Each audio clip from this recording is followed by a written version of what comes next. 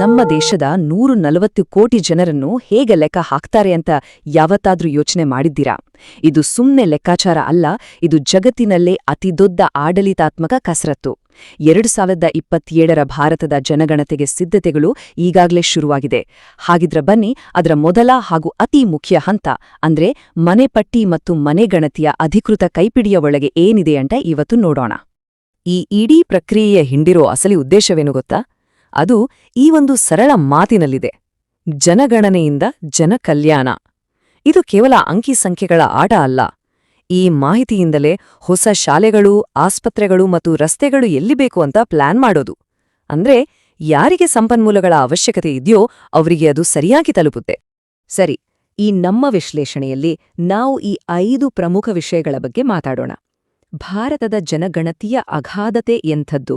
ಫೀಲ್ಡ್ನಲ್ಲಿ ಕೆಲಸ ಮಾಡೋ ಗಣತಿದಾರರ ಜವಾಬ್ದಾರಿಗಳೇನು? ಈ ಸಾರಿ ಬರ್ತಾ ಇರೋ ಹೊಸ ಸ್ವಯಂ ಗಣತಿ ಸಿಸ್ಟಮ್ ಅಂದ್ರೆ ಏನು? ಮತ್ತು ಕೊನೆಗೆ ಈ ಎಲ್ಲ ನಂಬರ್ಗಳ ಹಿಂದಿನ ನಿಜವಾದ ಉದ್ದೇಶ ಏನು ಅಂತ ಒಂದೊಂದಾಗಿ ತಿಳ್ಕೊಳ್ಳೋಣ. ಓಕೆ, ಹಾಗಿದ್ರೆ ಮೊದಲನೇ ಭಾಗಕ್ಕೆ ಬರೋಣ. ಭಾರತದ ಮಹಾಗಣತಿ. ಇದ್ರ ಸೈಜ್ ಎಷ್ಟಿದೆ ಅಂತ ಒಮ್ಮೆ ಊಹೆ ಮಾಡಿ. ಇಡೀ ಅಮೆರಿಕಾದ ಜನಸಂಖ್ಯೆಯನ್ನ 4 ಸಾರಿ ಎಣೆಸಿದ್ರೆ ಎಷ್ಟಾಗುತ್ತೋ ಅಷ್ಟು. ಹೌದು, ನಾವು ಮಾತಾಡ್ತಾ ಇರೋದು ಆ ಸ್ಕೇಲ್ನಲ್ಲಿ. ಇದು ಕೇವಲ ಒಂದು ಸರ್ವೆ ಅಲ್ಲ, ಇಡೀ ಜಗತ್ತಿನಲ್ಲೇ ಅತೀ ದೊಡ್ಡ ಅಡ್ಮಿನಿಸ್ಟ್ರೇಟಿವ್ ಆಪರೇಷನ್ ಇದು. 2027ನ ಜನಗಣತಿಯಲ್ಲಿ ಮೊದಲನೇ ಹೆಜ್ಜೆಯೇ ಈ ಮನೆಪಟ್ಟಿ ಮತ್ತು ಮನೆಗಣತಿ. ಇದು 2026ರ ಏಪ್ರಿಲ್ನಿಂದ ಸೆಪ್ಟೆಂಬರ್ ನಡುವೆ ನಡೆಯುತ್ತೆ. ಈ ಹಂತದಲ್ಲಿ ಏನಾಗುತ್ತೆ ಅಂದ್ರೆ, ದೇಶದ ಪ್ರತಿಯೊಂದು ಕಟ್ಟಡಕ್ಕೂ, ಅದು ಮನೆ ಇರಬಹುದು, ಅಂಗಡಿ ಇರಬಹುದು, ಫ್ಯಾಕ್ಟ್ರಿ ಇರಬಹುದು, ಎಲ್ಲದಕ್ಕೂ ಒಂದು ಯುನೀಕ್ ನಂಬರ್ ಕೊಡ್ತಾರೆ. ಯಾಕಂದ್ರೆ ಈ ಮನೆಪಟ್ಟಿಯೇ ಇಡೀ ಜನಗಣತಿ ಅನ್ನೋ ದೊಡ್ಡ ಕಟ್ಟಡದ ಫೌಂಡೇಶನ್ ಇದ್ದ ಹಾಗೆ. ಇದು ಸರಿಯಿಲ್ಲ ಅಂದ್ರೆ ಮುಂದಿನ ಲೆಕ್ಕಾಚಾರಗಳು ತಪ್ಪಾಗೋ ಚಾನ್ಸ್ ಇರುತ್ತೆ. ಈಗ ಈ ದೊಡ್ಡ ಪ್ರಯತ್ನದ ಹಿಂದಿರೋ ಲೀಡರ್ಶಿಪ್ ಏನ್ ಹೇಳುತ್ತೆ ಅಂತ ಒಮ್ಮೆ ನೋಡೋಣ. ಇದು ಕೇವಲ ಒಂದು ಮುನ್ನುಡಿ ಅಲ್ಲ, ಇದೊಂದು ಮಿಷನ್ ಸ್ಟೇಟ್ಮೆಂಟ್. ಈ ಕೆಲಸದ ಗಂಭೀರತೆ ಏನು, ಇದರ ಹಿಂದಿನ ಕಮಿಟ್ಮೆಂಟ್ ಎಂಥದ್ದು ಅನ್ನೋದನ್ನ ಇದು ನಮಗೆ ತಿಳಿಸುತ್ತೆ. ಭಾರತದ ರಿಜಿಸ್ಟ್ರಾರ್ ಜನರಲ್ ಮತ್ತು ಜನಗಣತಿ ಆಯುಕ್ತರಾದ ಶ್ರೀ ಮೃತ್ಯುಂಜಯ್ ಕುಮಾರ್ ನಾರಾಯಣ್ ಅವರ ಈ ಮಾತುಗಳನ್ನ ಕೇಳಿ. ಜಗತ್ತಿನ ಅತಿದೊಡ್ಡ ಡೇಟಾ ಕಲೆಕ್ಷನ್ ಕೆಲಸಕ್ಕೆ ಎಲ್ಲರನ್ನೂ ಸ್ವಾಗತ ಮಾಡ್ತಿದ್ದೀನಿ ಅಂತ ಹೇಳ್ತಿದ್ದಾರೆ. ಅಂದ್ರೆ ಈ ಕೆಲಸದಲ್ಲಿ ಭಾಗವಹಿಸೋ ಪ್ರತಿಯೊಬ್ಬರ ಪಾತ್ರ ಕೂಡ ಅಷ್ಟೇ ಮುಖ್ಯ ಅಂತ ಇದರರ್ಥ. ದೇಶದ ಭವಿಷ್ಯದ ಬ್ಲೂಪ್ರಿಂಟ್ ಅವರ ಕೈಯಲ್ಲೇ ಇದೆ ಅಲ್ವಾ? ಮುಂದಿನ ಭಾಗಕ್ಕೆ ಹೋಗೋಣ. ಗಣಿತಿದಾರರ ಕಾರ್ಯಗಳು. ಇವರೇ ನೋಡಿ ಈ ಇಡೀ ರಾಷ್ಟ್ರೀಯ ಕಾರ್ಯದ ನಿಜವಾದ ಹೀರೋಗಳು. ದೇಶದ ಮೂಲೆ ಮೂಲೆಯಲ್ಲೂ ಕೆಲಸ ಮಾಡೋ ಈ ಸಿಬ್ಬಂದಿ ಏನೆಲ್ಲ ಮಾಡ್ಬೇಕು, ಅವರ ಜವಾಬ್ದಾರಿಗಳು ಹೇಗಿರುತ್ತೆ ಅಂತ ನೋಡೋಣ. ಗಣತಿದಾರರ ಕೆಲಸವನ್ನ ಈ 5 ಹಂತಗಳಲ್ಲಿ ನೋಡಬಹುದು. ಮೊದಲಿಗೆ ಕಡ್ಡಾಯವಾಗಿ ಟ್ರೇನಿಂಗ್ ಅಟೆಂಡ್ ಮಾಡಬೇಕು. ಆಮೇಲೆ ತಮಗೆ ಕೊಟ್ಟಿರೋ ಏರಿಯಾದ ಅಂದ್ರೆ ಮನೆಪಟ್ಟಿ ಬ್ಲಾಕ್ನ ಪ್ರತಿಯೊಂದು ಕಟ್ಟಡಕ್ಕೂ ಭೇಟಿ ನೀಡಬೇಕು. ಅಲ್ಲಿರೋ ಎಲ್ಲಾ ಬಿಲ್ಡಿಂಗ್ಗಳಿಗೆ, ಮನೆಗಳಿಗೆ ಸಿಸ್ಟಮ್ಯಾಟಿಕ್ ಆಗಿ ನಂಬರ್ ಹಾಕಬೇಕು. ಕೊನೆಗೆ ಮೊಬೈಲ್ ಆಪ್ ಬಳಸಿ ಡೇಟಾವನ್ನ ಕಲೆಕ್ಟ್ ಮಾಡ್ತಾರೆ. ಒಂದಕ್ಕೊಂದು ಲಿಂಕ್ ಇರೋದ್ರಿಂದ ಪ್ರತಿಯೊಂದು ಹಂತವೂ ತುಂಬಾನೇ ಮುಖ್ಯ. ಈ ಸ್ಲೈಡ್ನಲ್ಲಿರೋ ವಿಷಯ ತುಂಬಾ ಇಂಪಾರ್ಟೆಂಟ್. ಗಣತಿದಾರರು ತಮ್ಮ ಏರಿಯಾದ ಒಂದು ಡೀಟೇಲ್ಡ್ ನಕ್ಷೆಯನ್ನ ಅವರೇ ತಯಾರು ಮಾಡಬೇಕು.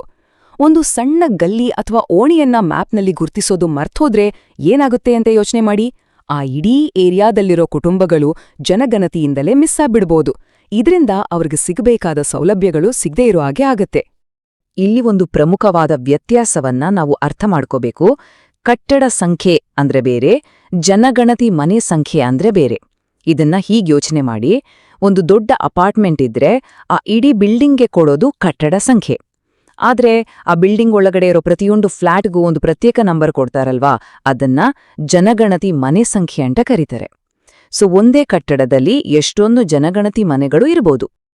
ಇದನ್ನ ಇನ್ನೂ ಕ್ಲಿಯರ್ ಆಗಿ ಅರ್ಥ ಮಾಡ್ಕೊಳ್ಳೋಕೆ ಜನಗಣತಿ ಕೈಪಿಡಿಯಲ್ಲಿರೋ ಒಂದು ಉದಾಹರಣೆಯನ್ನೇ ನೋಡೋಣ.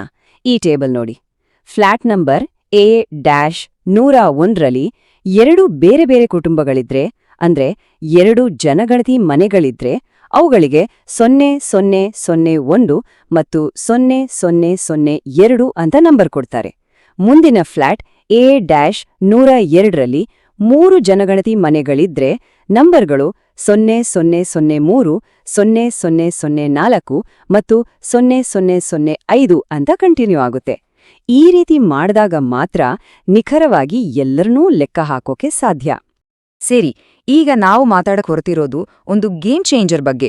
ಭಾರತದಲ್ಲಿ ಜನಗಣತಿ ಮಾಡೋ ವಿಧಾನವನ್ನೇ ಬದಲಾಯಿಸೋ ಒಂದು ಕ್ರಾಂತಿಕಾರಿ ಬದಲಾವಣೆ ಇದು.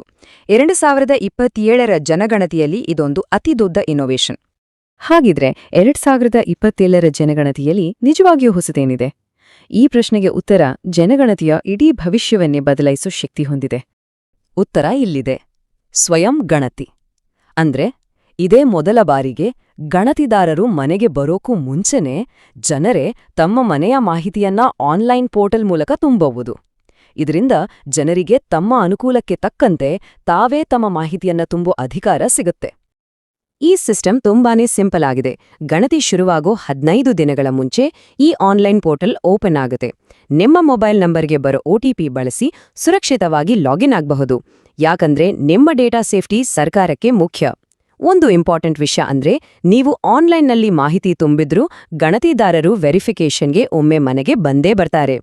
ಇದರ ಮುಖ್ಯ ಉದ್ದೇಶ ಇಷ್ಟೇ, ಡೇಟಾವನ್ನ ಇನ್ನೂ ನಿಖರ ಮಾಡೋದು ಮತ್ತೆ ಇಡೀ ಪ್ರಕ್ರಿಯೆಯನ್ನ ಫಾಸ್ಟ್ ಆಗಿ ಮಾಡೋದು. ಹಾಗಿದ್ರೆ ನಾವು ವಾಪಸ್ ಮೊದಲಿನ ಪ್ರಶ್ನೆಗೆ ಬರೋಣ. ಇಷ್ಟೆಲ್ಲ ಕಷ್ಟಪಟ್ಟು ಇಷ್ಟೆಲ್ಲ ಮಾಹಿತಿ ಕಲೆಕ್ಟ್ ಮಾಡೋದು ಯಾಕೆ? ಸಾಮಾನ್ಯ ಜನರ ಜೀವನವನ್ನ ಇದು ಹೇಗೆ ಉತ್ತಮಗೊಳಿಸುತ್ತೆ? ಈ ಎಲ್ಲ ಸಂಖ್ಯೆಗಳ ಹಿಂದಿರೋ ನಿಜವಾದ ಉದ್ದೇಶವೇನು? ಅಸ್ಲಿ ವಿಷಯ ಇಷ್ಟೇ. ಜನಗಣತಿಯಿಂದ ಸಿಗೋ ಡೇಟಾ ನಮ್ಮ ದೇಶದ ಎಲ್ಲಾ ಯೋಜನೆಗಳ, ಎಲ್ಲಾ ಪಾಲಿಸಿಗಳ ಬೆನ್ನೆಲುಬು. ನಿಮ್ಮ ಮಕ್ಕಳು ಹೋಗೋ ಶಾಲೆ, ನೀವು ಓಡಾಡೋ ರಸ್ತೆ, ನಿಮ್ಮ ಏರಿಯಾದಲ್ಲಿರೋ ಆಸ್ಪತ್ರೆ, ಹೀಗೆ ಪ್ರತಿಯೊಂದು ನಿರ್ಧಾರದ ಹಿಂದೆಯೂ ಈ ಜನಗಣತಿಯ ಡೇಟಾ ಕೆಲಸ ಮಾಡುತ್ತೆ. ಕೊನೆಗೆ ಈ ಒಂದು ಪ್ರಶ್ನೆಯೊಂದಿಗೆ ಮುಗಿಸೋಣ. ನಿಖರವಾದ ಒಂದು ಜನಗಣತಿ ನಮ್ಮ ದೇಶದ ಭವಿಷ್ಯವನ್ನೇ ಹೇಗೆ ರೂಪಿಸುತ್ತೆ? ಇದು ಬರೀ ಸರ್ಕಾರದ ಕೆಲಸ ಅಂದ್ಕೊಳ್ಬೇಡಿ, ಇದು ನಮ್ಮೆಲ್ಲರ ಜವಾಬ್ದಾರಿ. ಹಾಗಾಗಿ ಸಮಯ ಬಂದಾಗ ಇದರಲ್ಲಿ ಭಾಗವಹಿಸಿ, ಸರಿಯಾದ ಮಾಹಿತಿ ನೀಡಿ, ಭಾರತದ ಭವಿಷ್ಯವನ್ನ ರೂಪಿಸೋಕೆ ಸಹಾಯ ಮಾಡಿ.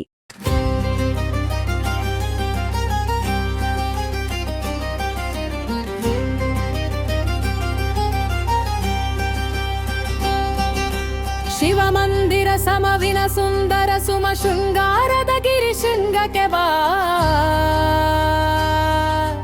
ಬಾಧಾಲ್ ಗುಣರವಿ ದರ್ಶನಕ್ಕೆ.